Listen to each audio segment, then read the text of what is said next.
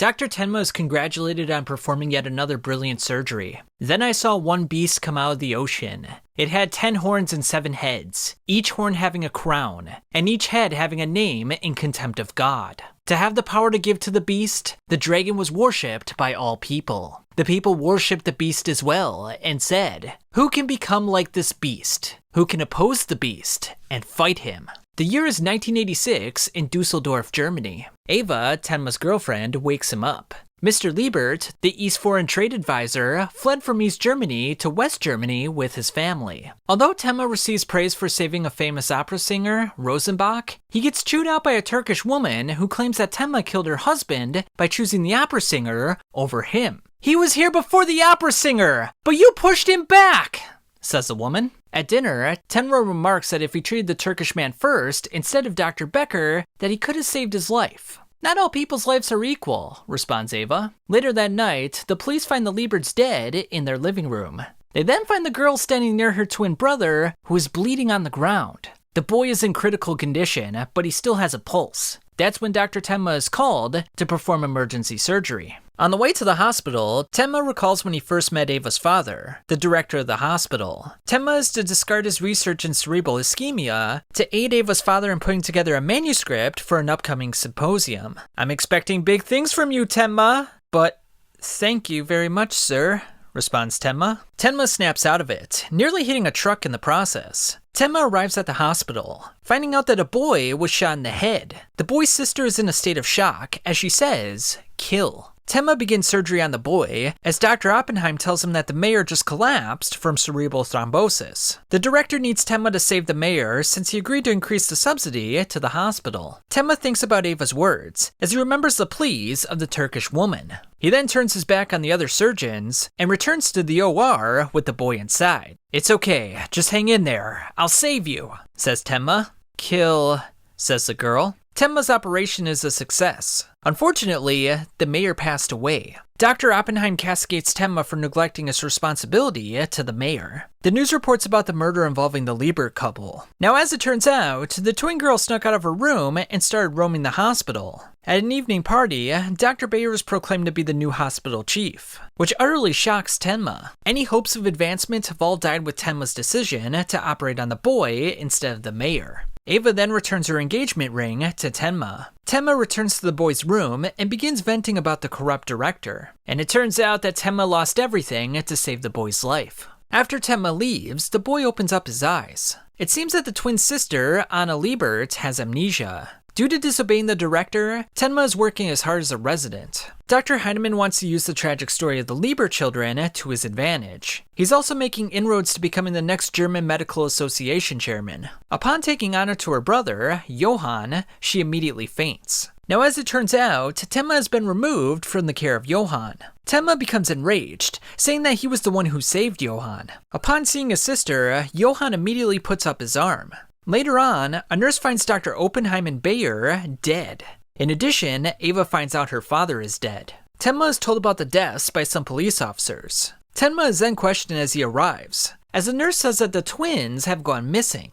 Ava cries profusely at her father's funeral, as she begs for him to come back to life. Inspector Lunge from the BKA tells Tenma that the 3 doctors died from nitric acid, a muscle relaxant, and it was administered through the candy that they ate. Now, Inspector Lunge hits keys whenever he's recording information. He does this by moving his fingers in a peculiar way, and he stores it in the floppy disk in his head. Yeah, it's a bit strange, I'm not gonna lie. Later on, Tenma is appointed to the head of the surgical department. Now, because of this, Ava expresses interest in getting back together again. However, Tenma is no longer interested in her. It is now 1995, as we see Dr. Tenma preparing for surgery. Lunge investigates a slew of murders involving childless, middle-aged couples. Tenma then helps out one of his adolescent patients in flying a kite. Now, Adolf Junkers was witnessed near the scene of the 3 murders, and now Tenma is to perform surgery on him after being in a car accident. Before that, Inspector Lunge reminds him that Tenma has gotten far ahead due to the mysterious circumstances of the 3 doctors who died 9 years ago.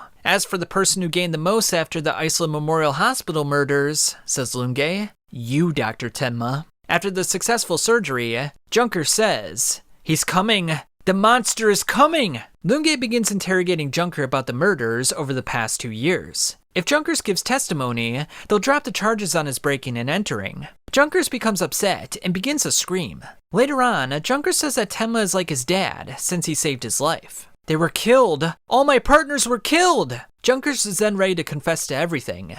Until he sees something horrific. Tenma returns to the hospital, finding a dead police officer. He then chases Junkers to an abandoned building. "No, Doctor! Don't come any closer!" says Junkers. "It's been quite a while, Doctor. It's me. You saved my life 9 years ago. I wonder if you've forgotten all about those little twins." "Johan?" responds Tenma. "You remembered me." Johan plans on executing Junkers. All of Junkers' friends have been murdered by Johan, the monster. Johan doesn't use his given name anymore, and he aims to erase his past. "You saved my life, Doctor. You're like a father to me." Tenma attained his current position because the director, chief, and head surgeon all died. And this was all orchestrated by Johan. "I only did what you wished would happen." Johan proceeds to kill Junkers. "I should have died back then, but you brought me back to life," says Johan. Tenma then corroborates his story for Inspector Lunge. Tenma then goes outside and begins to cry profusely. We then transition to the Heidelberg College in Germany. A young girl, Nina Fortner, is seen practicing Aikido with a teammate. Later on, she visits a psychologist. She's no longer having the dreams about the monster in the darkness. She wants to be a public prosecutor and implores a doctor to try some Aikido. In one of her law classes, Nina has a panic attack when they analyze a case where a family with 2 children were murdered. Tenma searches for a boy named Michael, who he assumes to be Johan. He then wants to search out Johan's sister. Nina receives an email from someone who will pick her up very soon. In Tenma's travels, he comes across a man who knew someone resembling Johan. When the old man met Johan, he was going by the name of Franz.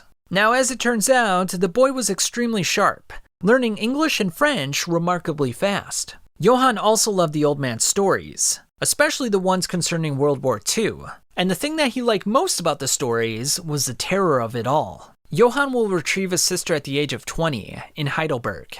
Nina's foster parents decide it's finally time to tell her she's adopted. At school, she catches a glimpse of Johan, causing her to faint immediately.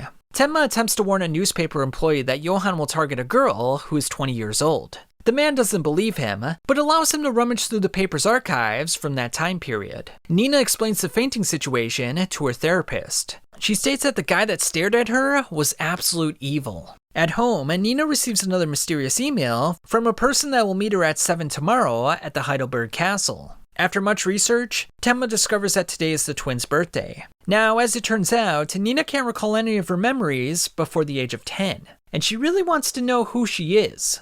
Tenma and the reporter arrive at Nina's foster parents' house. They claim that Nina is in danger. The Fortners then reveal that Nina is meeting someone at Heidelberg Castle. Tenma arrives at Heidelberg Castle to confront Nina. A gardener tells Tenma not to interfere as he attacks him. Nina disarms the gardener with Aikido. They then find out that Johan is at Anna's house. Nina then wonders why Tenma is calling her Anna. In the car, Tenma reveals that she's Anna and her brother is Johan. Back at Anna's foster parents' house, they find out that the Fortners are already dead. In addition, the newspaper reporter, Mr. Mahler, is dead as well. "I killed him," says Anna. "I killed my brother!" "And I brought him back to life," says Tenma. Police arrive and take Tenma and Anna away in their vehicle. Tenma notices blood on one of the officers, making him suspect that they aren't real officers. At a checkpoint, the officers refer to Tenma as Doctor, but he never revealed that information to them. He jumps off the bridge with Anna straight into the river.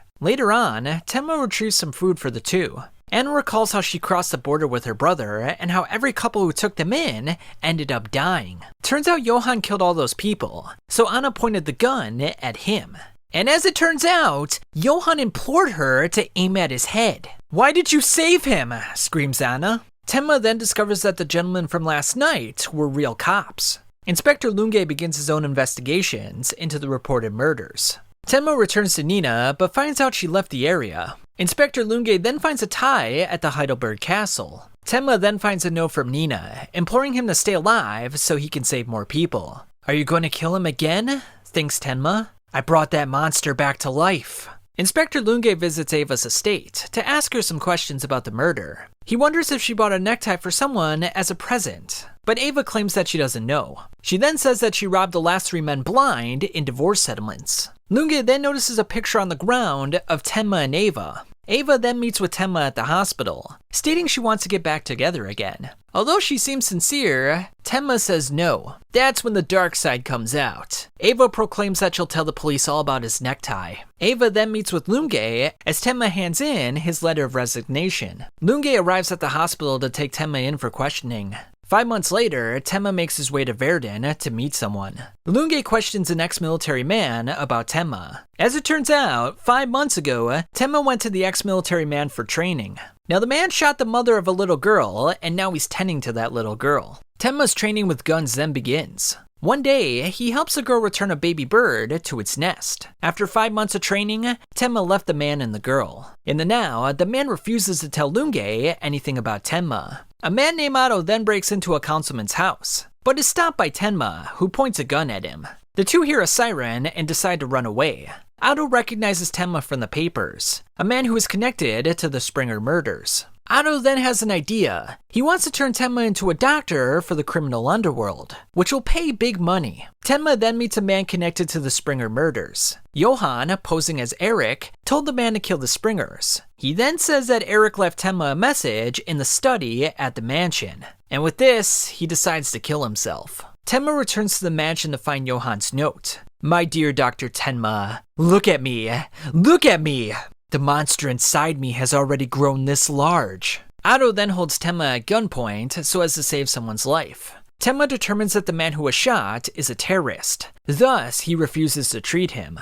A mafia leader wants the money owed to him from Otto, so he instructs his men to break his arms. Otto then sees a $300,000 reward for the two men that are with Tenma, and he agrees to reveal their location. The man commands Tenma to treat the man known as the lawyer. Tenma reminds the lawyer that he committed a horrible act to take human life. Tenma proceeds to treat the lawyer, as he now wants to take him to the hospital. Police then come onto the scene as the lawyer instructs Tenma to put him down. As it turns out, the terrorists were later arrested, as Tenma is seen with Otto. Tenma then discovers that Mr. Liebert adopted Anna and Johan from an orphanage. Tenma then meets up with Hartmann. Hartmann says that 511 Kinderheim was a special orphanage that treated children like prisoners, and the director and the instructors were all demons. He then says that Johan led a revolution at the orphanage. Tenma leaves for the evening, but ends up returning with a soccer ball for the boy. Upon returning, Tenma finds multiple scars upon the boy's body. Hartmann determines that Tenma is a doctor wanted for murder. Tenma pulls a gun on Hartmann, accusing him of physically abusing the boy. Tenma then carries the boy, Dieter, to the hospital, and he even gives him the soccer ball on the way there. After dropping him off at the hospital, he looks for an orphanage to take him to. At the orphanage, he asks about Anna, finding out that she was walking on the Czechoslovakian border with her brother Johan. The woman says that 511 Kinderheim was an experimental facility to psychologically program kids into emotionless human beings. Beings with no compassion whatsoever. Tenma discovers that Hartmann was a psychologist, and was the one watching over the 511 Kinderheim project. Now, as it turns out, the 511 Kinderheim project ended in a brutal fashion, with all the instructors and members murdering each other. We then see Hartmann in the hospital, visiting Dieter's room with a malicious look on his face. Dieter doesn't want to go home with Hartmann, but he has no choice in the matter. Tenma goes to Hartmann's to look for Dieter, but finds a picture of Johan instead. Tenma goes to the orphanage finding Hartmann and Dieter. 10 years ago, all 50 instructors and children died here, and Johan just gazed upon them.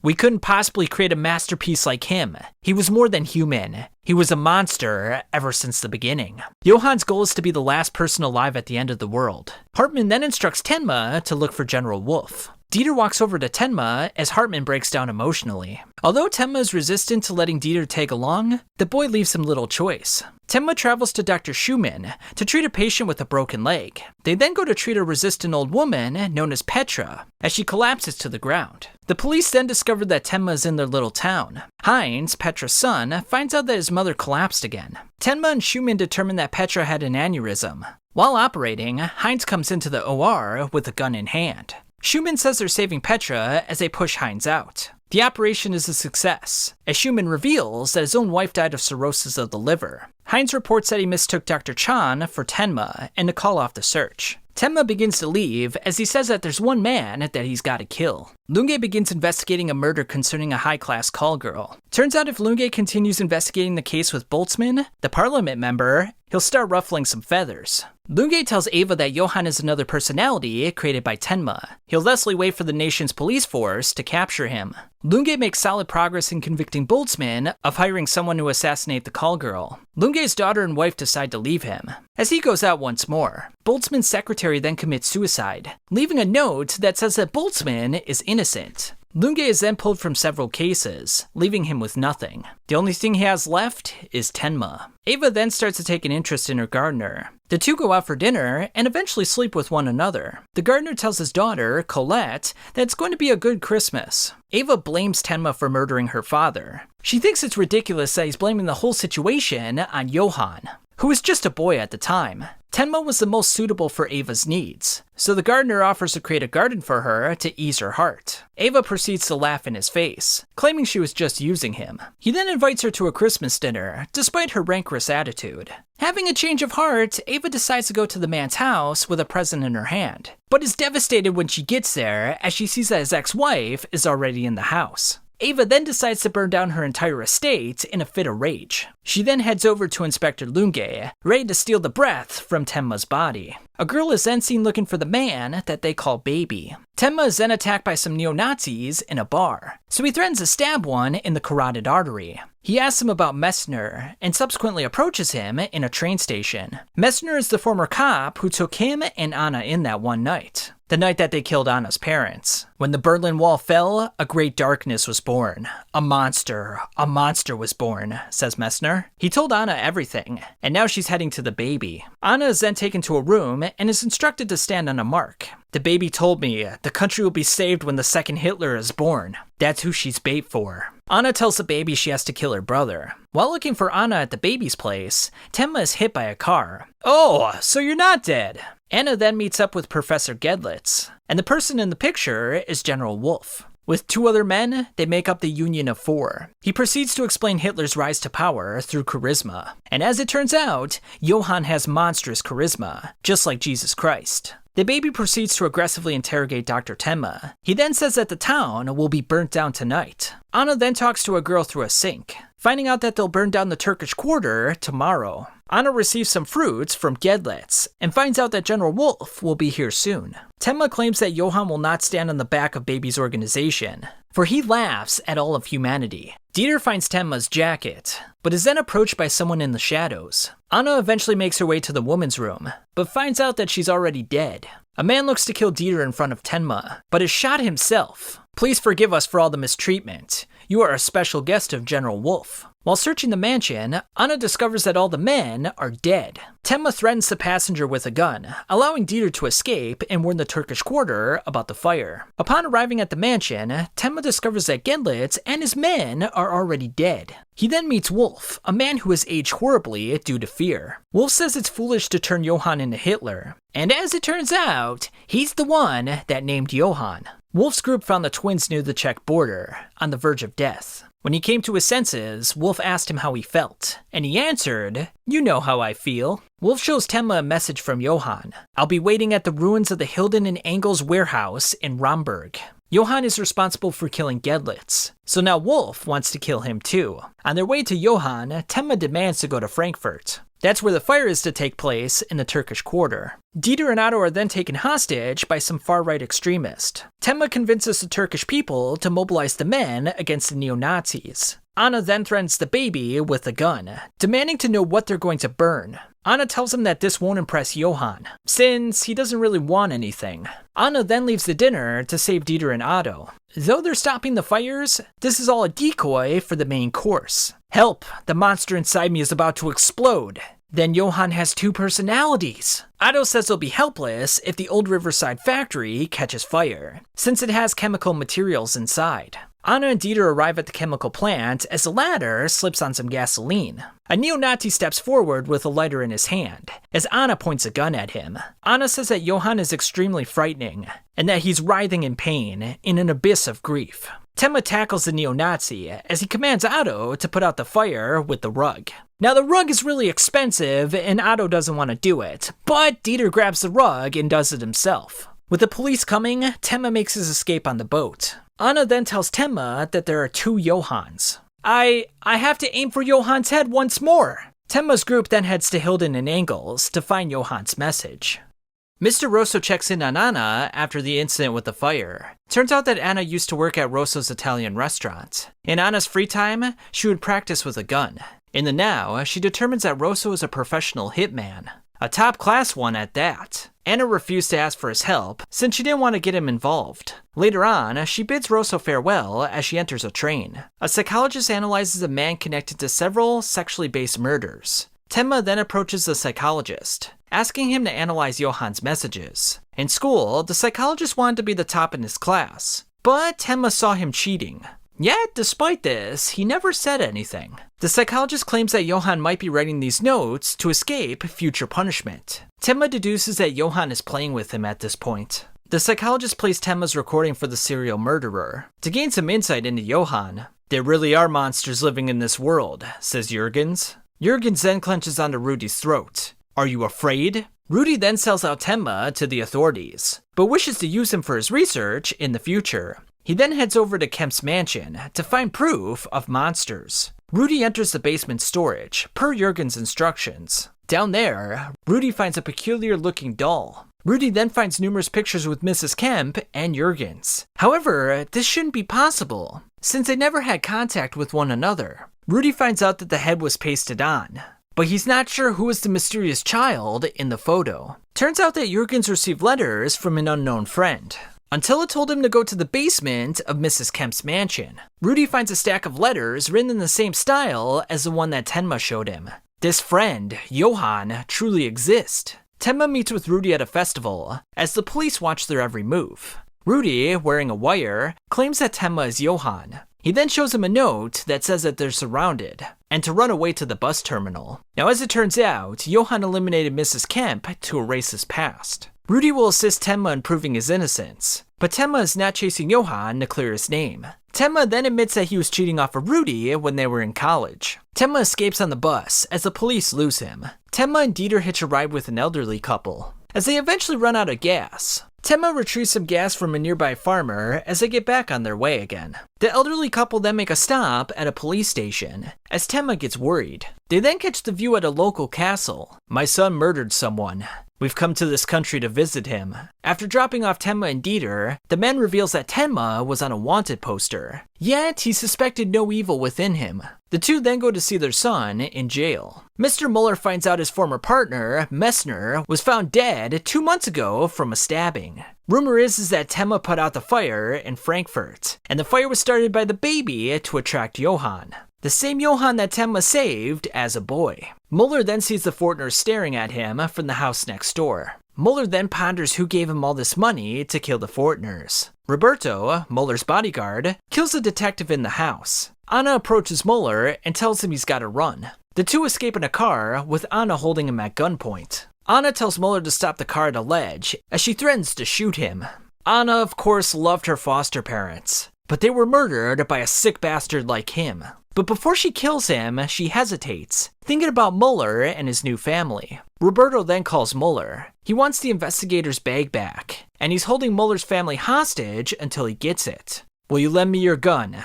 Muller returns home, finding his family unharmed. Roberto, with the help of his associates, retrieves the bag from Muller. Muller then searches for Anna, but Roberto's crew already apprehended her. Roberto then ends his service with Muller. Anna demands to see her brother, but he's in Munich attempting to gain a huge sum of money. Roberto commands his men to eliminate her, but as he leaves, Muller comes in to save her life. Unfortunately, he sustains a severe wound and later passes away in the car. Another middle-aged couple gets murdered, indicating that the killer is active again. Lunge goes to the scene of the crime to play out the scenario in his head. While doing so, he catches his own reflection in the mirror. Lunge meets with the couple's only living relative, but he suspects that something is awry.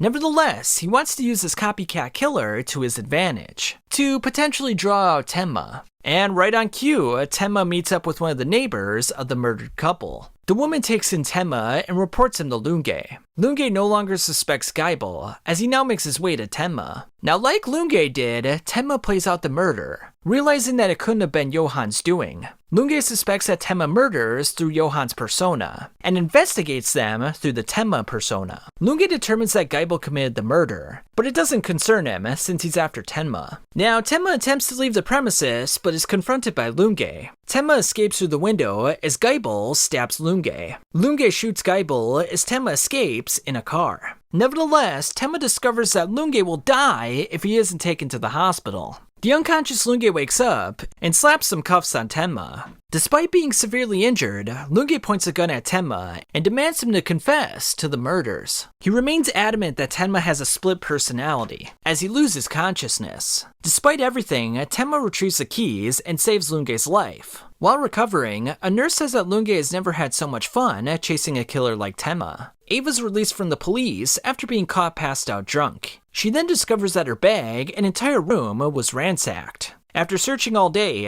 a man eventually returns her bag. "I'm Roberto. Well, would you like to get a meal?" The two chit-chat for a while and even dance together. Later on, Roberto beats Ava, demanding to know where the photo of Johan Liebert is. A year ago, Ava asked Dr. Becker not to let Tenma see a legislator's daughter. Ava would then sabotage Tenma's date with Angelica without him knowing. She would later chase him down when he was following Mr. Junkers. Unable to catch up, she begins crying as Johan walks by her. After having sex, Roberto looks to kill Ava. "If you want the photos, you'll have to tell me where Tenma is." Meanwhile, Tenma is taking care of the number 2 man in a crime syndicate. The man says that a 15-year-old boy set up a bank for all the crime syndicates, but the group was eventually destroyed. Roberto eliminates Helmut, the bodyguard, and hands a gun over to Ava. Dieter looks for Helmut, but runs into Ava. Ava tells Dieter to tell Tenma to run as the boy discovers that she's injured. Tenma arrives with a gun, but Ava tells him not to approach since Roberto has a gun. Ava yells that she wants to see Tenma rotting in a cell since he cast her aside. She's adamant that Tenma won't come to save her as the doctor arrives in the nick of time. While recovering, Ava discovers that Tenma went off to Munich. A man named Carl then reads for a wealthy man known as the Vampire of Bayern. Carl continues reading for the man, but the man is disgusted with his performance. Later on, Carl and Lotta follow a man to a peep show. They enter one of the rooms, finding Margot Langer, Carl's mother. Turns out Hans, the old man, pays her money since he left her with a child and no support. This means that Hans is Carl's father. Despite this woman is not the real Margot Langer. The real one died due to unknown reasons. Now another boy claimed to be Hans' son, due to the fact that he wanted to acquire his vast wealth. And it turns out he's the boy that reads to him on Thursdays. We then see a brief flashback of Carl's mom sending him away as a boy. Lotta discovers that the person on Thursday is Edmund Farin. Later, Hans asks Carl about his parents. Carl and Lotta then go to Edmund's apartment, but end up finding a man who hung himself. As it turns out, after pretending to be Hans' son, his conscience got the best of him and he hung himself. Carl then meets the Friday reader, Johan Liebert. An investigator asks Julius, a psychologist, about Edmund, and if he seems like the type to commit suicide. Julius says no. The investigator inspects Edmund's apartment, deciding to take a book with him. Carl and Johan take in the view from atop the school, and to Carl's surprise, Johan even walks on the edge of the building, with no hints of fear or anxiety. After Carl shares his tragic life story, Johan is seen with tears in his eyes. The detective brings the book to Hans, determining that Edmund didn't kill himself. Johan volunteers his time in looking after children from an orphanage. Turns out Hans has filed for bankruptcy 3 times in the past. Carl and Lotta take Hans to the Obenberg forest. At least, what used to be the forest. It's now a construction site. Johan then steps in and paints an image so vivid that Hans begins to cry as he visualizes the forest. "I can see it well." The faux Margot says that Edmund came to her with another person, a person who talked quite a bit. Richard then meets with his ex-wife and looks forward to seeing his daughter again. Julius implores Richard not to touch the alcohol again. Turns out he killed someone when he was pissed drunk on duty one night. Richard begins observing Carl to determine if he's somehow connected to Edmund's death. Richard's daughter, unfortunately, doesn't want to see him, so he orders a whiskey. Nevertheless, he restrains himself and leaves without taking a sip. Carl reads for Hans, with his skills greatly improved. Turns out he received some extra help from Johan, who Hans dubs as perfect. Johan wonders why Carl won't tell Hans that he's his son. Carl resists, but Johan presses on. As it turns out, Carl has proof that he's Hans' son, but he doesn't want to shove that in Hans' face. Johan suggests that he leave the article of proof with him. Carl meets up with his foster parents, saying that they're his real mother and father. Carl then decides that he wants to leave Hans as a Latin reader, but decides to read for him one last time over the phone. Hans then enters through the door, returning the rabbit's foot that his mother gave to him years ago. The two then embrace each other in a heartfelt moment. Johan revealed this crucial bit of information to Hans, and will now be his secretary. Richard sees for himself that Hans has found his son. Richard has dinner with Julius, as they talk about the detective's psychological challenges. At the train station, a hand looks to push Richard, but no one is there. While studying previous cases in his apartment, Richard sees someone in the window. He later feels like he's being chased by the spirit of the boy he killed. Richard tells Julius about this, and how he's discovered that all the unresolved cases seem to be the machinations of one single culprit. Julius then writes a correspondence to Rudy, inquiring about Jurgens and Tenma. Richard continues his investigations of Hans. He then nearly gets hit by a falling steel beam while walking. Later, he nearly gets hit by a reckless truck. Richard then deduces that a string of murders have been carried out to isolate Hans Schuwald, and he says that it's all Johan's doing, based on the letter he received from Rudy. Richard then decides to start tailing Johan. Richard asks his ex-wife if he can see his daughter again. He then discovers that all the files in town were burnt up 4 years ago in a fire. Rudy visits Julius to show him a photo of Johann Liebert. Richard then discovers a grave for Johann Liebert. Later on, Richard receives a phone call from his daughter as Johann knocks on his door. While Rudy interrogates Jurgens, the murderer proceeds to commit suicide. Rudy tells Julius that Jurgens' suicide was a reaction to seeing Johann's photo. In a bar, Johann probes Richard about the man he killed. Johann says that Stefan was subjugated to terrible treatment, and it just so happens that he was at Kinderheim 511. Johann accuses Richard of being sober when he shot Stefan. Am I wrong? Questions Johann. Yes, you are! Do you think that by lying, your crime will disappear? Says Johann. Julius then finds out that Richard is dead. According to the police, he was drunk on the job and fell to his death. Julius goes to the bar to find out if the bartender saw Johann with Richard. A person then looks to push Julius at the train station, so the doctor chases after him. Turns out he was paid off by some big guy to push the doctor to his death. Julius goes to Richard's grave as Tenma approaches him. Julius then looks for Margot Langer, finding out that she's with a new man. He then meets with Roberto, who's having troubles with his wife. He says he was lonely until he met a beautiful young man with blonde hair. Roberto then talks about killing people as Julius throws scalding hot water at him. While Julius escapes, Roberto lines up his shot. Tenma comes in with his own gun to protect Julius from danger. Julius takes Tenma and Dieter to a bar with lodging for the two. He then takes Tenma to Schuwald's corporation as they catch a glimpse of Johann. Back at the bar, Julius gives an overview of how they'll prove that Johann is guilty of numerous crimes. Later on, Dieter urges Julius to stop Tenma from becoming a murderer. Lunge then meets with Rudy to ask him some questions about Tenma. He suspects that Rudy aided Tenma in escaping. Rudy then pulls out some data to prove Tenma's innocence. Yet, Lunge pokes holes in the evidence. He then shows him a picture of Johann Liebert. I may have made a terrible mistake. Rudy then tells him that Tenma is in Munich. Loda wants to ask Carl out to a dance party, but he scurries off before she gets a chance. She tries again, but Carl is busy attending to his father's various meetings. Loda meets up with Anna, asking her if she has any problems with love, given how beautiful she is. They then go to a dance club together, and Anna uses a keto on a guy who's hitting on Loda. Anna later leaves on a bus, as Loda realizes that she's a spitting image of Johann. Tenma is then seen practicing with a rifle. He's next seen looking at Johann through the rifle's scope. Tenma continues stalking Johann as he sees him with a group of orphans. He then helps an old man who tripped in the forest. Turns out the man killed someone in his formative years, and he deeply regrets it. Dieter meets with a boy who attempted to kill himself. The boy uses his crutch to pester an old man. Now, the boy used to play a game in which he closed his eyes on top of a building and walked along the edge. It's a wager of fate. Whoever wins is chosen. The boy takes Dieter to the rooftop and instructs him to play along. A gust of wind nearly knocks the boy off as Dieter grabs onto him. I can't be like Johann, says the scared boy. He then says that Johann is about to be shot by a Japanese man. Johann then meets with a boy who wonders when the game will start with the Japanese man. Mr. Schuwald decides to donate his collection of books to the university. In the library, Johan finds a picture book that makes him tremble. Tears stream down his own face as he collapses to the ground. Tenma decides to eliminate Johan in the library. Later on, Johan receives a letter from the Red Hindenburg. Carl wonders what this could mean. Johan then heads to the location where Margot Langer is located.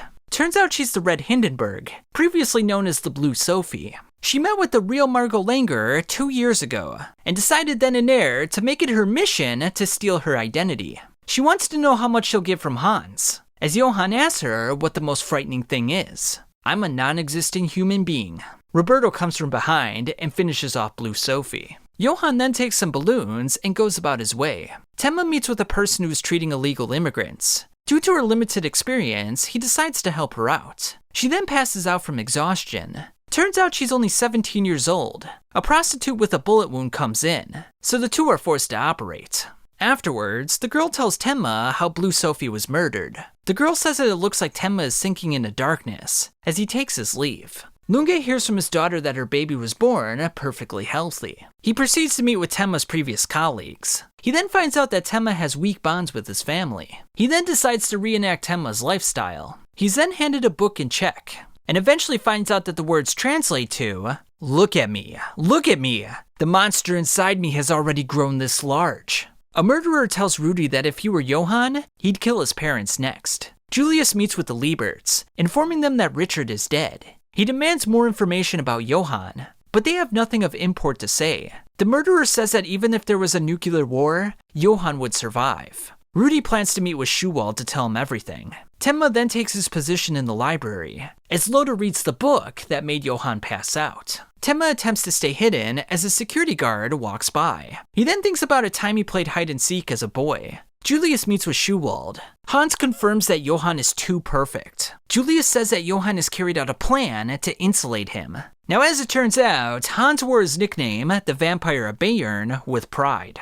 Who can become like a beast? Who can oppose the beast and fight him?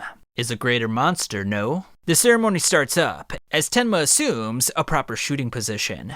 Hans makes his arrival, as Carl takes him to the center stage. Hans tells Carl to retrieve an envelope from the mansion, as Johan takes over. Now, Lunge remains adamant that Johan exists within Tenma's head. Lunge then attempts to figure out who Tenma/Johan will kill next. The man Tenma's after is Schuwald. Schuwald arrives on the stage as Tenma lines up his shot. Loda shows Anna the storybook that made Johan faint. Anna takes a look at the book as her heart beats intensely. Kill. She feels like someone read this book to her years ago.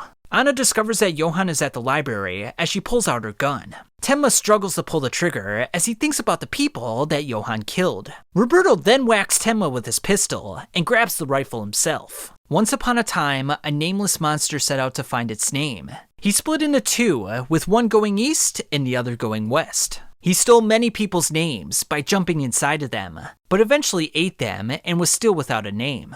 He saved a prince from illness and liked living as a prince, despite his hunger. He then ate the king and all the servants, and he finally met up with the monster who went west, and proceeded to eat him as well. And even though he had a name, Johan, there was no one around to call him that. Watch me. This is how to shoot. Tenma wrestles with Roberto as Johan walks to the stage to help out Hans. Roberto subdues Tenma as Hans begins to speak. Leave the building, says Hans. A match is then lit at Johan's command, starting a massive fire. This catches Roberto off guard, but he enjoys it nonetheless. Can you feel it? The fear in the air, says Johan. Tenma points a gun at Roberto as he shoots him in the shoulder. He fires another round, knocking Roberto off the balcony. Tenma looks for Johan next, but his vision is obscured by the smoke.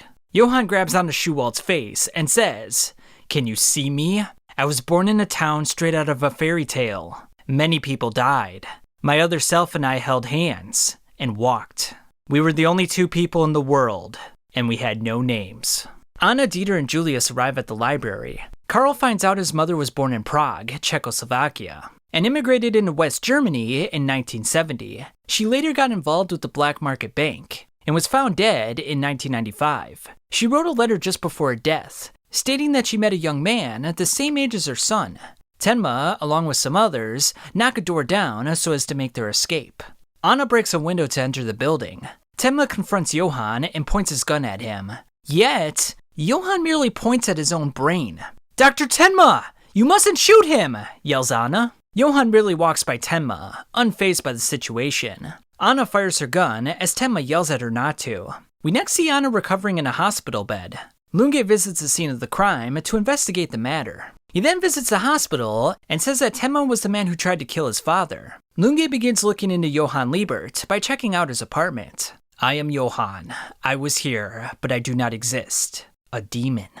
Anna tells Loda how Tenma saved her life. Yet, she also seems unsure. Lunge asks Schuwald about Johann as the old man shudders with fear. Lunge goes to visit Anna, but she already left the hospital. Anna visits Julius as the psychologist urges her to stop chasing Johann. She then eats lunch with Dieter, as she says she wants to see Tenma. Hans tells Karl that there was hell in the eyes of a living human being. He tells Karl to pass on a message to a man in Dresden.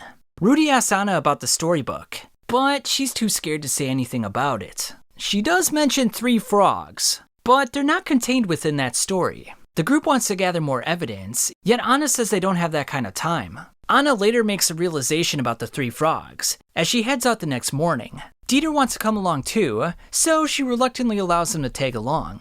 Tenma then makes contact with Karl in Dresden. Schuwald instructed Tenma to wait here when they escaped the fire in the library. 3 frogs? Says Tenma. If the monster you're chasing is a twin, the twin's mother is living in Prague. A man named Grimmer wants to find out what happened in the East German orphanages. Grimmer is then tricked by a man at the train station into giving him money. He then enters a train going to Prague and meets Dr. Tenma. He remarks that his son is dead as a man comes to check their passports. Grimmer says that they're onto him and that he should leave right away. Tenma then wonders how Grimmer knows his name. The two escape from the train as Grimmer offers to show him across the border. It turns out that Grimmer read every article concerning Tenma and determined that he was innocent. Although he's a doctor, Tenma reveals that he shot a man in Munich. "There is still a man I must shoot. I am no longer a doctor," says Dr. Tenma. Grimmer shows Tenma the way across the border as they depart ways. Grimmer then meets with Mr. Petrov in Prague to ask him about Kinderheim 511, and it just so happens that he was the director of that project. "You should know everything. You ran it after all," says Grimmer. Grimmer wants to know where the files are for Kinderheim 511. Reinhardt whacks Grimmer across the face with his cane. He warns Grimmer that he's stepping on dangerous ground, and anything could happen to him after this moment. Reinhardt's grandchildren come along, as he warns Grimmer to keep his hands out of it. Grimmer later escapes Reinhardt's men. He then notices that Reinhardt is with different boys every time he sees him. Grimmer then goes to Reinhardt's apartment and finds out that he's doing the same experiment all over again. Reinhardt informs him that Kinderheim 511 was a success. However, after he left the program, an outside factor corrupted it. Grimmer remarks that all the participants in the program are unable to love. Grimmer then plays soccer with the boys, but when he returns, he finds out that Reinhardt has been shot.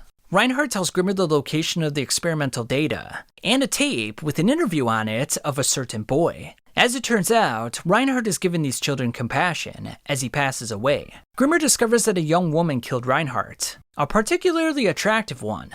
The children get sent to nursery homes afterwards, as Grimmer urges them to stay in contact with one another. Grimmer is chased down by the secret police, since they believe he has a secret tape that Reinhardt told him about. We'll know. Where in the Czech Republic, the monster's mother lives. Zeman's men beat up Grimmer, demanding to know where the key is. Zeman then clips Grimmer's nails to coerce him into talking. And let me tell you, he's not just trimming them up, he's cutting very, very deep. Zeman gives him one last chance, yet Grimmer remains resolute in withholding the information. A woman then arrives and shoots the 3 corrupt officers. We then see that Zeman was beaten up to a pulp, as we notice that Grimmer's hands are severely bruised and bleeding. Detective Jan is heartbroken that Zeman is dead. He approaches Anna in the bar, as she admits that she doesn't know her real name. All she knows is Seedock Bridge, 3 frogs. Later on, Jan tells Anna that a skinny man with a large backpack was seen at the scene of the crime. Jan then goes to Seedock Bridge with a sign that has 3 frogs on it. And at this moment, we also see Dr. Tenma. Jan later finds out he killed Zeman, but Grimmer is already checked out. He then finds out Zeman was rooting out former Czechoslovakian secret police members. Jan's boss, Patera, then goes to the bar to hit on Anna, but she walks off. While cleaning out Zeman's locker, Jan finds files of every person in the station, except for Patera and Janacek. Jan reports that Agent Patera and Janacek were secret police members, as his superior tells him to keep this information confidential. Later, Patera conspires with the other two agents about how they'll keep the secrets from getting out. The three then die from some whiskey bonbons that Patera received from a pretty girl. Temma discovers that there was a fire in the place where he believes Johan and Anna grew up in. Given how corrupt the police are, the only person that Jan can trust is himself. He then reveals that Grimmer gave him a key to a deposit box. She urges him not to tell anyone about it, as she reveals that she's Anna Liebert. Anna then returns home for the evening.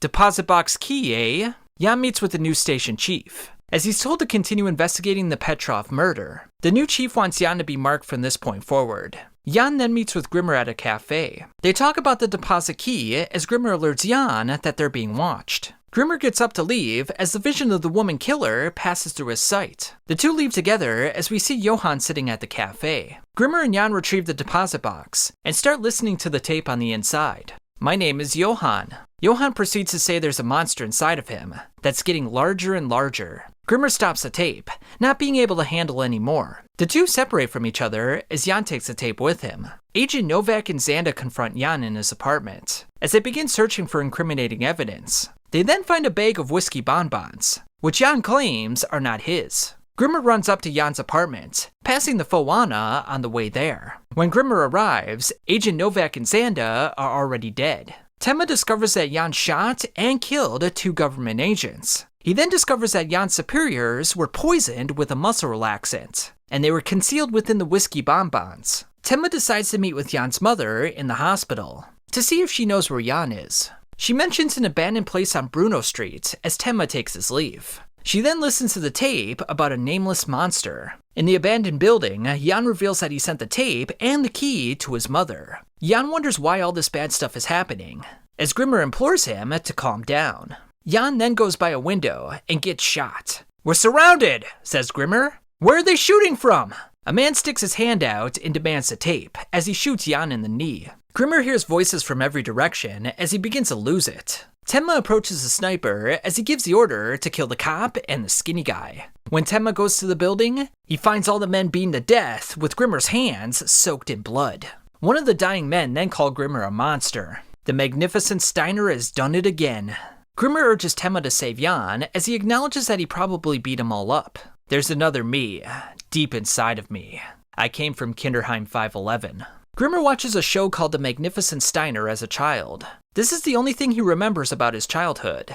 Kinderheim 511 stole all his memories. Temma treats the injured as an ambulance is called. Later on, Temma asks about Kinderheim 511. Grimmer remembers dark hallways, cracks in the ceiling, a musty bed, but little else. The two go to the hospital, finding out Jan never arrived. Anna wonders why all the people on the street know her name. Grimmer reveals that he heard the tape with Johan's voice. The two then meet with Karl Ranke, former captain of the Czech secret police.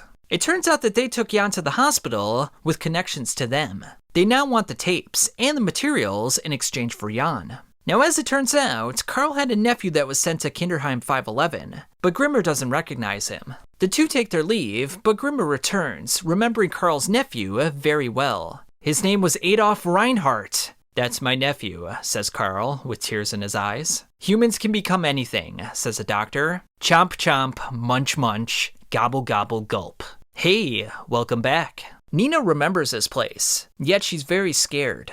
Temma warns Karl that Johan will kill whoever he must to attain the tapes. Inside the Three Frog house, Anna determines that Johan was dragged down the stairs. Karl then mentions Franz Bonaparte, a storybook author that wrote The Nameless Monster. Anna has a memory of saying hello to herself as a child. Anna then meets with Jan's mother. Soon enough, though, she asks for the tape, revealing that it is in fact Johan.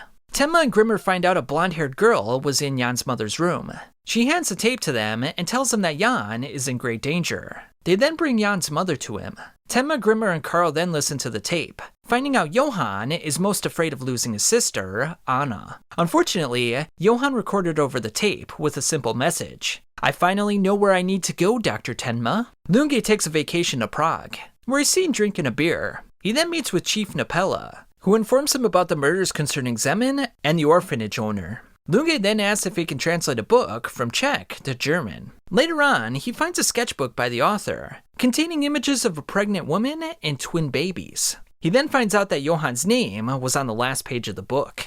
Johan, dressed as Anna, talks to an orphan boy who's looking for his mother. "Didn't your mom discard you because she hated you?" says Johan. Temma and Grimmer find the fake Anna's apartment, but Johan is already gone. Grimmer tells Temma that he felt nothing when his son died. In fact, he couldn't cry about anything. Johan takes the boy to the Czech-German border. "If no one calls out to you, that means that nobody wanted you." The boy still runs off with optimism. The boy searches for his mother, as he ends up at an establishment for prostitution. A prostitute takes his money as he begins thinking about Johan's words. "I see.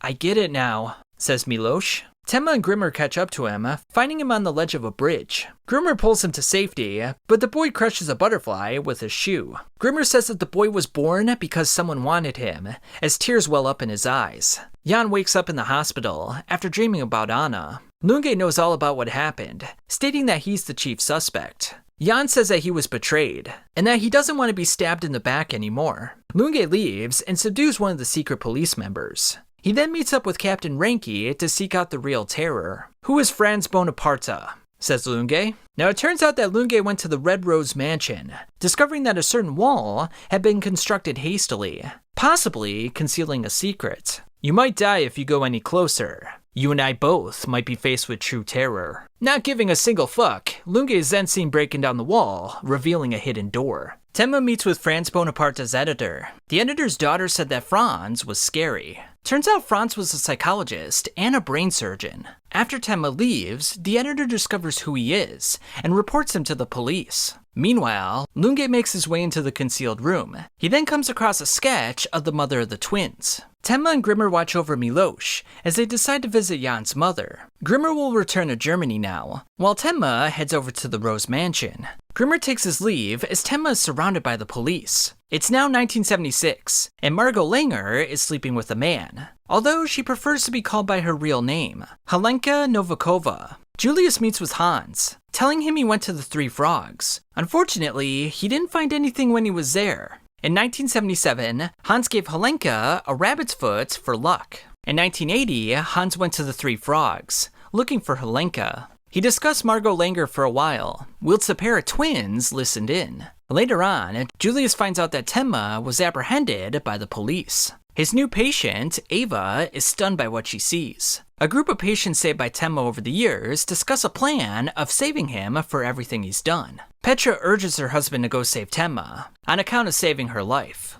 Hans wants the best criminal lawyer to free Temma, so that he can destroy the monster. Becker says that Temma has no alibi, and the police have physical evidence against him. On a train, Ava claims that she's the only person in the world who can save Temma, as we see the former doctor in his jail cell. Jan is in disbelief that Temma got captured. Now as it turns out, Grimmer confessed to all of Jan's crimes, so Jan is officially off the hook. Lunge returns to the mansion, finding some pages behind the portrait. He then hears that Temma will be moved to Dusseldorf for the trial. Lunge is requested to oversee the transfer, but he denies his request, saying he's on vacation. While Temma is taken out of his cell, Lunge gives him a piece of advice. Lunge then reads a draft for a letter, determining that many people died in that room, and a monster was born. Temma is interrogated about his past, but refrains from saying anything, just like Lunge instructed. Gunther, a fellow inmate, fakes an illness that Dr. Temma sees through. "Well, you want to try escaping with me?" says Gunther. As a child, Gunther was left in a locker for 3 days while his parents went to Tunisia. In the interrogation room, Temma feels compelled to tell the truth. Fritz Verdman, a lawyer whose father was wrongfully imprisoned, is interested in hearing more about Dr. Temma. Later on, Temma corroborates the events concerning Johann Liebert to Fritz. Fritz wants to know the beginning of the story, so Temma tells him about the Turkish woman, and how Eva said that not all lives are equal. Fritz then reads off a list of people who asked him to represent Temma. "I'll accept your case. I'll represent you," says Fritz. Fritz meets with Julius, acknowledging that Temma is a spectacular doctor. Fritz wants to withhold the part in which Tenma snuck into the library to kill Johan. Later on, Ava says she wants Tenma to spend the rest of his life in prison, regretting what he's done to her. Fritz's wife starts going into labor, so Ball goes to talk with Tenma. Unfortunately, Mr. Ball is none other than Roberto. I want to ask you about your former fiancée, Ava Heinemann, because, you see, I was thinking of killing her. Gunther's lawyer instructs him to confess so that he can get out in 5 years. Gunther fakes another illness, as Tenma tells him he wants to escape. In a flashback, Tenma begs Roberto not to kill Ava, since she'll only give testimony that will hurt him in court. Roberto, however, wants to kill the whiny bitch, so she'll never harass him again when he's a free man. Gunther makes a scene with the cops as he gives Tenma a subtle hint that they'll make their escape in the next 5 days. Later on, Tenma admits to all of Johan's murders. A special bulletin reports a new finding, as Fritz and Ava are shocked by what they hear. Befuddled by this new development, Fritz tells Roberto that he's going to meet with Ava. Fritz starts knocking on Ava's door, claiming that Tenma is innocent, just like his father. While walking, Ava remembers a time with Tenma in which they were having a picnic together. We then see Dr. Tenma being transferred with Gunther, as Roberto tells Ava he wants to meet with her. A man named Gustav agrees to get married to a woman named Helene. The police transport vehicle holding Gunther and Tenma then hits Gustav. Unfortunately, this was not part of Gunther's plan, as he tells Dr. Tenma that the plan has failed.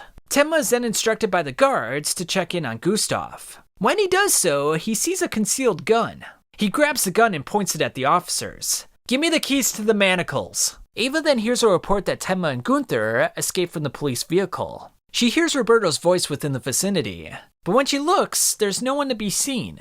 She returns to her room, discovering that Roberto must have been there. In a car, Tenma threatens Gunther to drive Gustav to the hospital before he dies. After abandoning the car, Tenma tells Gunther that he needs to help out a woman. Gunther tells him that they should meet in Tunisia one day. Just then, we see Ava opening up the door to her hotel room. Tenma attempts to get in contact with Ava, as he thinks about how Roberto wants to kill her. Despite the fact that Tenma escaped from prison, Julius begs for Fritz to believe in Tenma. When Fritz returns to his office, he's then greeted by Inspector Lunge of the BKA.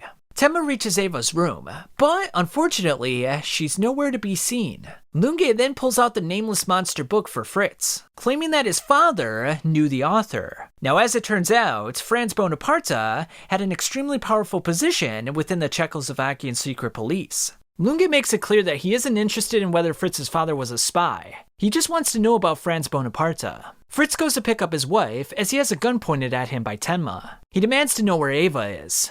"I know you two are trying to kill Ava," says Tenma. Fritz stops the car and says his father was really a spy. He found a memo book from his father that confirmed all his fears. Tenma then realizes that Roberto must be after the memo book. They return to Fritz's house, finding a letter for Tenma that says, "Save me, Kenzo. Save me, Kenzo." Fritz then finds his father's old memo book and hands it to Tenma. Fritz then heads over to the hospital to hold his new baby. Julius is upset that Fritz just let Tenma go, but with Ava's life in danger, he didn't have a moment to spare. The two then decide to head over to the Red Rose Mansion. 3 months ago, Anna and Dieter arrived at the Red Rose Mansion. Upon arriving at the concealed door in the mansion, Anna had a memory of a room full of dead people, causing her to pass out. A man named Mr. Lipsky is then seen taking care of Anna, 3 months after the incident at the Red Rose Mansion. Anna wonders why he was at the mansion that day, but he tells her to take it easy as he goes to his job. The landlord then threatens to kick Mr. Lipsky out if he doesn't get rid of Anna from his room.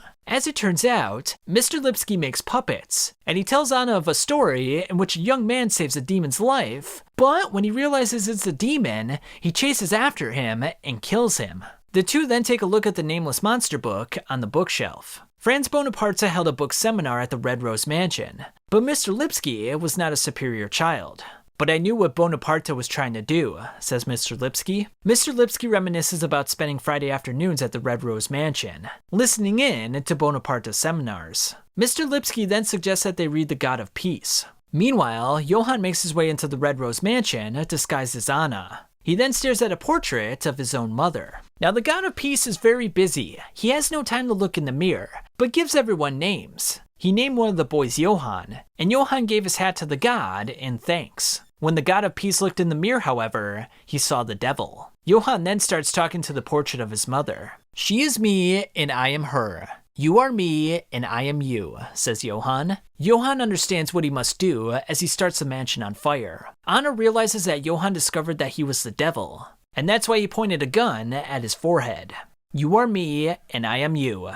Shoot me, says Johan. In 1986, we see Johan and Anna collecting acorns together in the yard. One night, someone visited the house, and when Anna woke up, she found her parents dead and that Johan had a gun in his hands. Today is special, because today, a monster came to visit. A monster came to take us away, says Johan. Johan then handed Anna the gun and instructed her to shoot him in the head. It's okay, even if I die.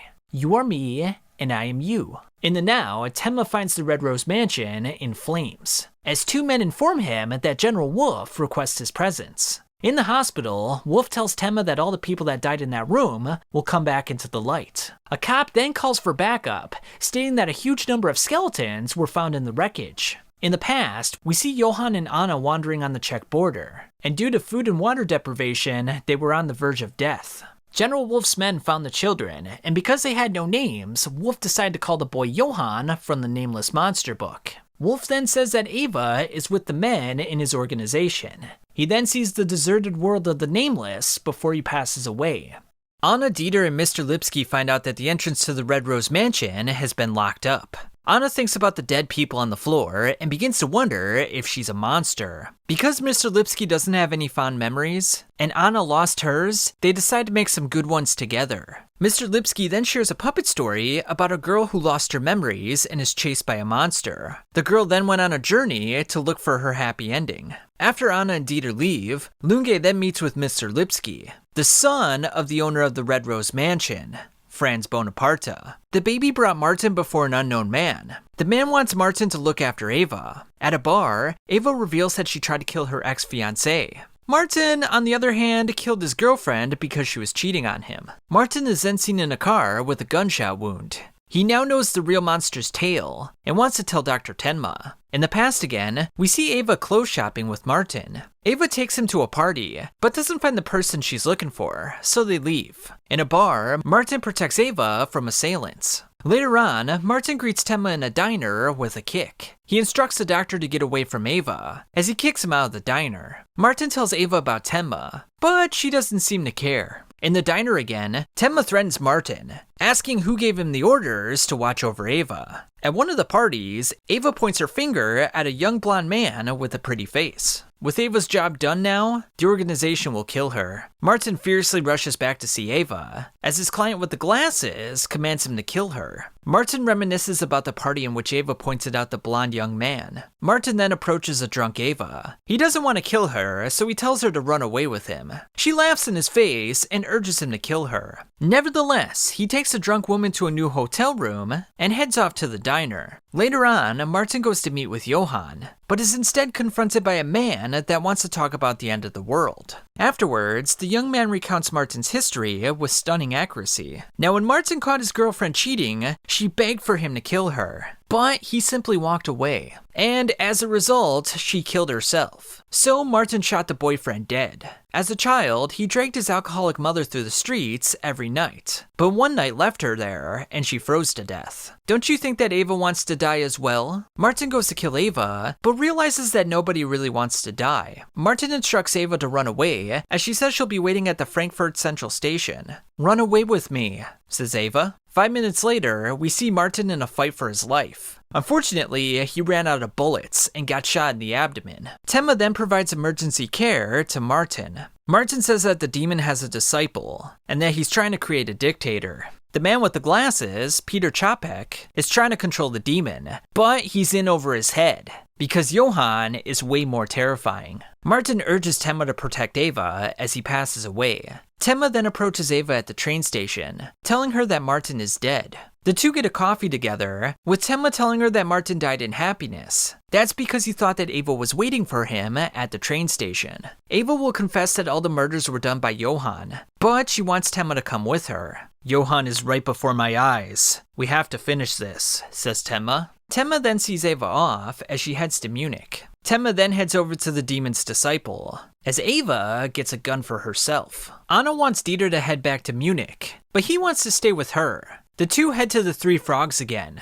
They then go to the Red Mansion, a place where children listen to reading seminars. While the seminars went on, Anna read the Nameless Monster book at the Three Frogs. She then remembers a traumatic memory with a man wearing glasses. The two then meet with Julius at the airport. Fritz meets with Jan as they prepare to interview people who attended the Red Mansion seminars. One of the men says that both of his sons committed suicide. Fritz then gets a little bit upset when he hears that his father was involved with the experiments at the Red Rose Mansion. "We can't avert our eyes. We must find the truth behind these matters," says Jan. Welcome back, welcome back. Carl and Loda visit Julius's house to check in on Anna. They read a letter from Temma that says he's going to wrap up this entire line of events. Anna then asks Julius to bring her memory back, a notion that brings him much hesitation. Rudy then places Anna under a hypnosis of sorts. Now it turns out that her father was a soldier and her mother was an anti-government activist. She then remembers the Red Mansion and how the thorns hurt.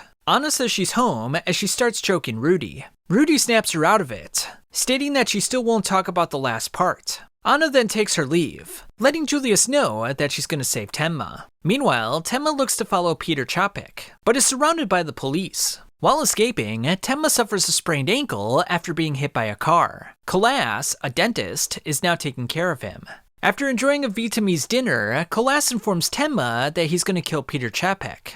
After Čapek escaped from the communist regime, he became a German teacher. Children who attended his classes, however, became very violent and even committed suicide. In fact, Kolas's own son committed suicide. Čapek was behind the burnings of the Turkish quarter. "Čapek will die by my hand," says Kolas. Kolas has the perfect opportunity to kill Čapek, but Temma took his favorite gun. Kolas then reveals that he was friends with Čapek as a child, and that he was the one that brought him here. As children, Peter's dad punished him when he played with Kolas. Now in Prague, 1969, Peter tells Kolas that he's met a wonderful person. He will bring forth something entirely new to this world.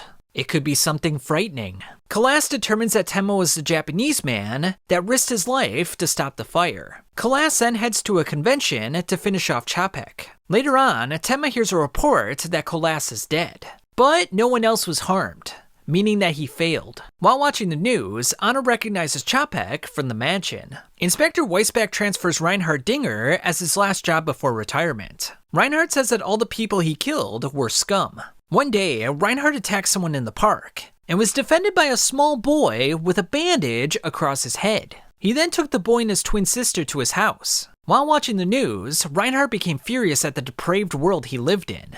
The boy then said, "You're right, we don't need these people." Reinhard is taken to his new cell, as Weisbach realizes that the twins must have been the Lieberts. Rudy questions a man who thinks he's a vampire. His latest killing involved a girl named Frida, and he was given this directive by a real vampire, a vampire that he met in Grisham Park. Another murderer tells Rudy about his experience with an alien, at none other than Gresham Park.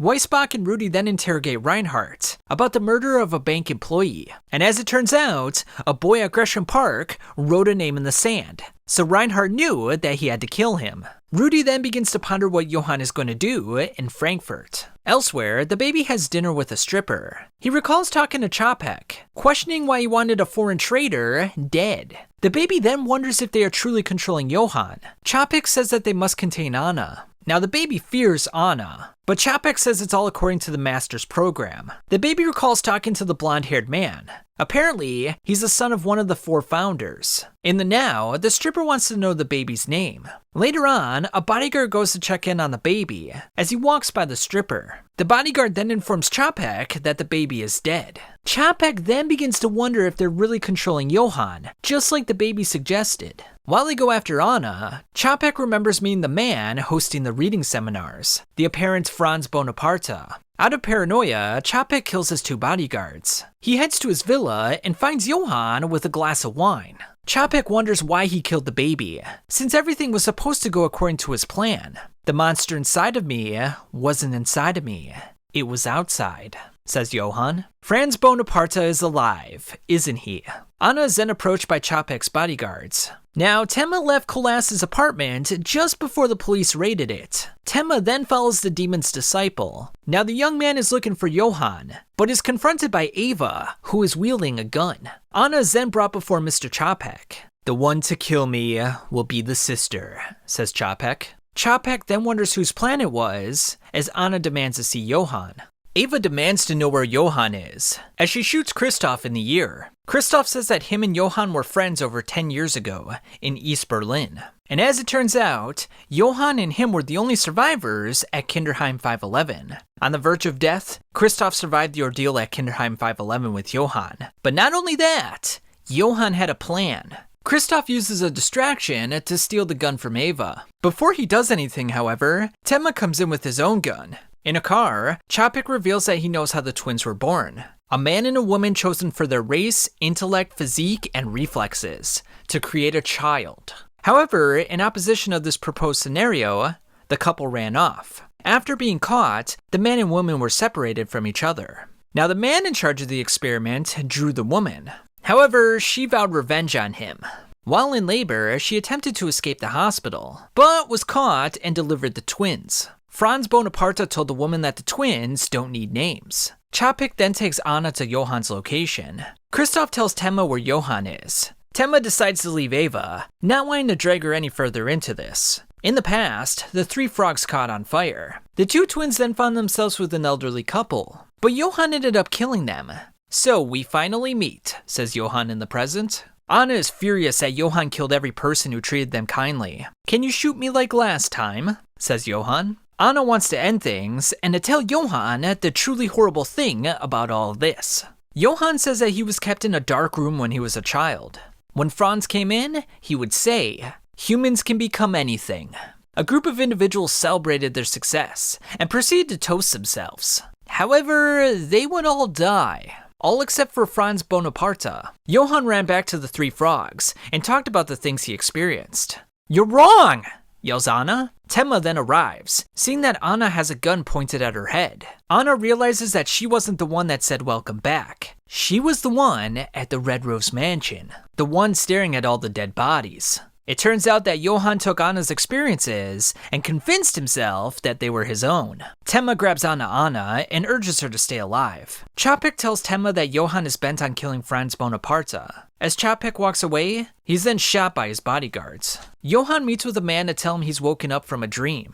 It turns out that he's seen the true end, a memory that only he possesses. Johan shoots the man as he finally knows where he needs to go. Lunge arrives in Ruhenheim to visit Versteck Hotel. He checks in with the local police to give them a warning about people entering the town. While Lunge chats with an older couple, Grimmer enters the building to check in. While in town, Grimmer hears a gunshot. Grimmer then offers to look over a lady's dog. He eventually runs into Lunge, who is also looking for the dog. An officer tells Lunge that it wasn't a gunshot earlier, but an engine backfiring.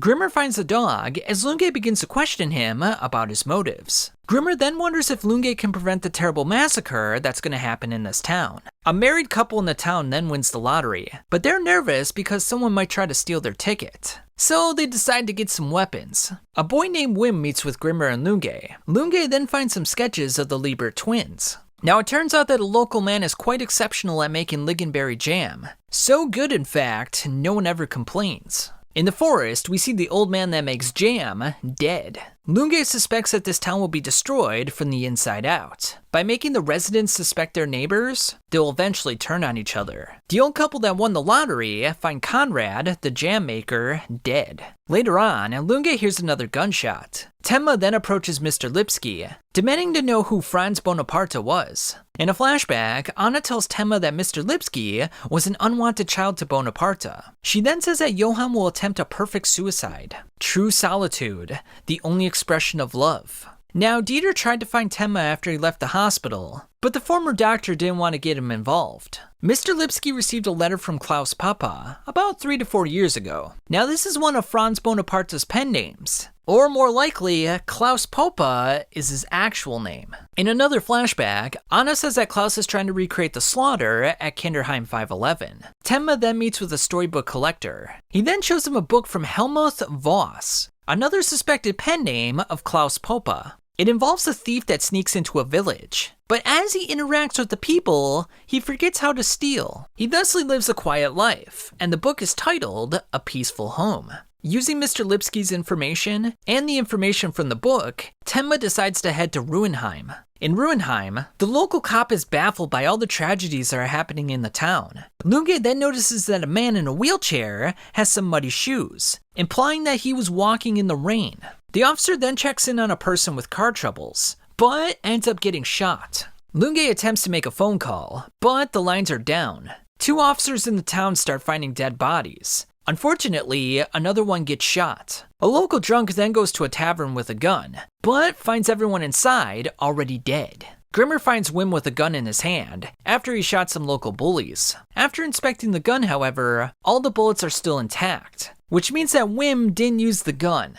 Someone else killed them. Grimmer and Lunge determine that the old man consoling Wim is none other than Mr. Popa, i.e. Franz Bonaparte. Meanwhile, Julius and Rudy show Anna an email from Johan. "I'm waiting for you in Ruhenheim. Please take me there," says Anna. Now, Klaus fled to this town right before the Berlin Wall fell down. We then see Roberto having sex with one of the townspeople, as he says that all the memories of this town will be gone. Anna wants everyone to go into hiding, since Johan is trying to erase all his memories. Lunge and Grimmer stare down at their one and only pistol, the only thing protecting them at this moment. A dying schoolteacher tells Tenma to save the children. Lunge begins recounting all the pivotal events concerning Johan and Dr. Tenma. Lunge then says that Johan is a fictitious man who will remain nameless after he's eliminated his past. Grimmer is also fictitious. He berates Klaus for destroying the human notion of good and evil. Now, Grimmer wants to keep Klaus alive so he can admit to his crimes. Lunge then demands to know where Johan is. Tenma then offers to help a group of school children escape the town. Now, the winning lottery couple decides to give some of their guns to Lunge, as he proposes to meet with Johan. "Oh, Mr. Grimmer, when this job is finished, buy me a beer," says Lunge. Meanwhile, Tenma helps the school children escape. Grimmer ties up the elderly couple. Grimmer then tells Wim that he's got the magnificent Steiner on his side. Tenma discovers that the owner of the Versteck Hotel is Klaus Popa. While helping the woman that had sex with Roberto, Lunge encounters Tenma. "My fantasy trip has finally become reality," says Lunge. Lunge hands the girl over to Tenma, as he asks for the doctor's forgiveness. "And I gotta say, it's about damn time, am I right?" Lunge enters the hotel and shoots a man. Tenma then leaves the girl as he helps out a father and child escape. At Grimmer's location, a barrage of bullets come through the window. He then sees that the old couple has been shot. Grimmer steps outside in an attempt to reason with the killer. Grimmer then sees the woman get shot right in front of his face. Anna talks to the townsfolk as they mention that they saw Tenma. Tenma sees the dead girl as he sees someone fly out the window. Tenma then goes into the building to meet with the bloodied Grimmer. Grimmer hands him a letter and introduces him to Franz Bonaparte. Now, Grimmer is feeling sad about the fact that his son died. "People can't lose their emotions," says Grimmer. Grimmer then draws his final breath as he passes away. Inside the hotel, Lunge gets shot by Roberto. We then hear another gunshot go off, as we wonder if Lunge died. Tenma reads the letter as Franz admits that he fell in love with the twins' mother. He thusly killed everyone that knew about her and the twins. Back to Lunge, we see that he sees the advantage. Roberto eggs Lunge on as the two begin trading blows. Roberto gets on top of Lunge and says that Johan drew out his only memory. Now, Roberto loved Coco as a child, meaning that he is Adolf Reinhardt, the boy that Grimmer knew as a child. Klaus met with the Lieberts one rainy night to see the twins. Unfortunately, a tragedy happened that night. "I created a monster," says Klaus, "and I brought that monster back to life," replies Tenma. Adolf squeezes Lunge's neck, but the inspector pierces his gunshot wound. "Answer me, where's Johan?" Wim recognizes Anna from the Klaus drawings. Anna goes to the house to see the drawings for herself. "Where's Mommy?" says Anna. "I'm sorry, the two of you will have to survive together, all by yourselves." Anna then says, "Don't cry, don't cry, don't cry, don't cry." After saying this, Anna collapses to the ground. Wim tells Tenma that Anna, i.e. Nina, has entered the town. Out of nowhere, Johan approaches Tenma.